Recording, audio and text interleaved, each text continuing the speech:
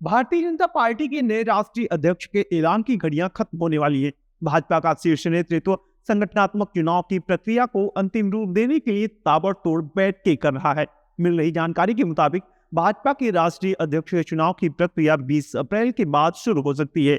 इसे लेकर पिछले कुछ दिनों से दिल्ली में भाजपा के शीर्ष स्तर पर काफी गहमागहमी देखने को मिल रही है।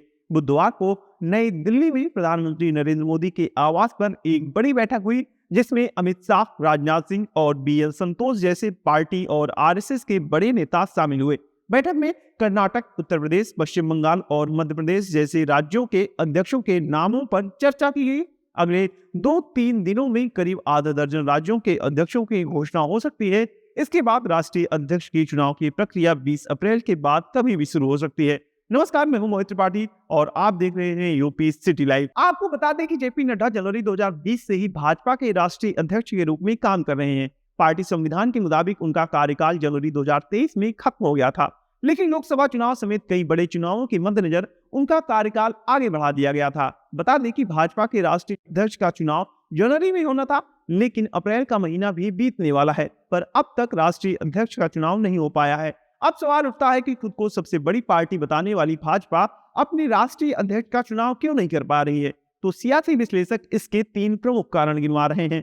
पहला तो ये कि RSS चाहता है कि ऐसे व्यक्ति को राष्ट्रीय अध्यक्ष बनाया जाए जो पूर्ण रूप से विचारधारा के लिए समर्पित हो, यानी RSS चाहता है कि किसी संघी नेता को ही पार्टी का राष्ट्रीय अध्यक्ष बनाया जाना चाहिए।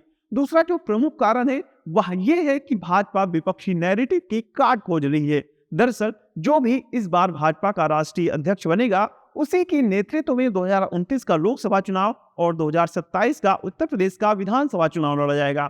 ऐसे में भाजपा चाहती है कि किसी ऐसे नेता को राष्ट्रीय अध्यक्ष बनाया जाए जिससे यह संदेश जाए कि पार्टी में सवर्णों की ही नहीं बल्कि दलित OBC नेताओं की भी सुनी जाती है। तीसरा जो प्रमुख कारण है वो ये है कि भाजपा शीर्ष नेतृत्व इस बार अपनी नई टीम में 33% महिलाओं को भी जगह देना चाहता है।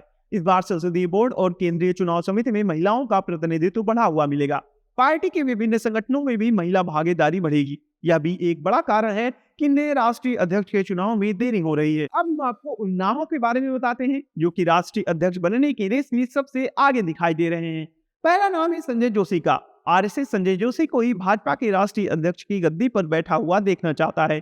PM मोदी के नागपुर दौरे के बाद से ही संजय जोशी के नाम की चर्चा जोरों पर है। 6 अप्रैल 1962 को जन्मे संजय जोशी लंबे समय से एक सीमित भूमिका में सक्रिय हैं। वह भी PM मोदी की तरह राष्ट्रीय स्वयं संघ के पूर्णकालिक प्रचारक रह चुके हैं। जोशी 2001 से लेकर 2005 तक BJP के राष्ट्रीय संगठन मंत्री का दायित्व संभाल चुके हैं। संजय जोशी गुजरात में भी काम कर चुके हैं। PM मोदी राष्ट्रीय स्वयंसेवक संघ से BJP में 1987 में आए थे। इसके 1 साल बाद संजय जोशी को संघ ने गुजरात BJP के साथ काम करने के लिए भेजा था। इसके बाद उन्होंने नरेंद्र मोदी के साथ मिलकर 1988 से लेकर 1995 तक लगातार काम किया था। मोदी और जोशी की बदौलत ही 1995 में पहली बार BJP को गुजरात में सत्ता का स्वाद चखने को मिला था। दूसरा नाम है केंद्रीय कृषि मंत्री शिवराज सिंह चौहान का। शिवराज सिंह चौहान 6 बार लोकसभा चुनाव जीत चुके हैं। 4 बार मध्य प्रदेश के मुख्यमंत्री रहे हैं। मुख्यमंत्री रहते हुए शिवराज सिंह चौहान ने लाडली बहना योजना की शुरुआत की थी, जो विधानसभा चुनाव में गेम चेंजर साबित हुई। यह योजना दूसरे राज्यों के लिए भी रोल मॉडल बन गई। 13 साल की उम्र में RSS से जुड़े शिवराज सिंह चौहान इमरजेंसी के दौरान जेल भी गए। शिवराज सिंह चौहान मध्य प्रदेश के कद्दावर OBC नेता माने जाते हैं। RSS की लिस्ट में शिवराज सिंह चौहान दूसरे नंबर पर हैं। तीसरा नाम है केंद्रीय मंत्री प्रहलाद जोशी का। प्रहलाद जोशी भी भाजपा के राष्ट्रीय अध्यक्ष की रेस में टॉप पर हैं।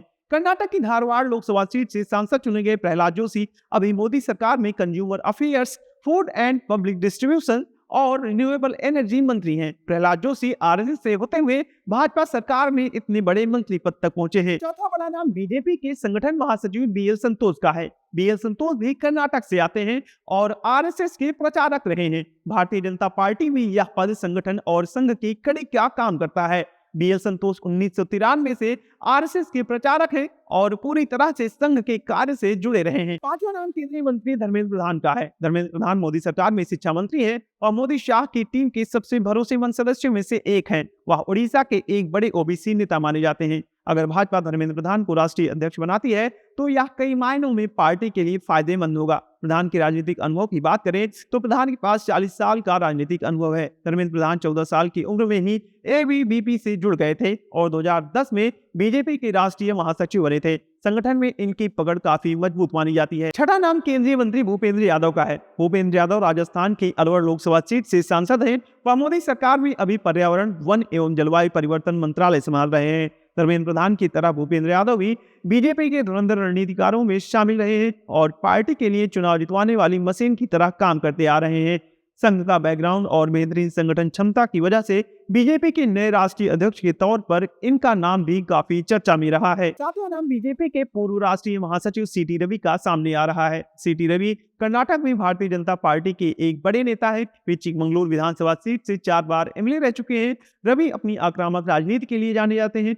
वे कर्नाटक में भाजपा सरकार में मंत्री भी रह चुके हैं। वह शुरुआत से ही आरएसएस से जुड़े रहे हैं और अभी कर्नाटक विधान परिषद के सदस्य हैं। उनकी आक्रामक राजनीति की वजह से उनका भी नाम जेपी नड्डा की जगह भाजपा के अगले राष्ट्रीय अध्यक्ष के रूप में लिया जा रहा है। इसके अलावा कुछ सियासी जानकार रघुवर दास, स्मृति ईरानी, वानर श्रीनिवास, तमिलिसाई सौंदरराजन, डी पुंदेश्वरी का भी नाम ले रहे हैं। फिलहाल अभी तो इन कद्दावर भाजपा नेताओं को लेकर सियासी अटकलों का बाजार गर्म है। भाजपा राष्ट्रीय अध्यक्ष को लेकर तरह तरह की बातें हो रही हैं। आपकी इस पूरे मामले पर क्या राय है?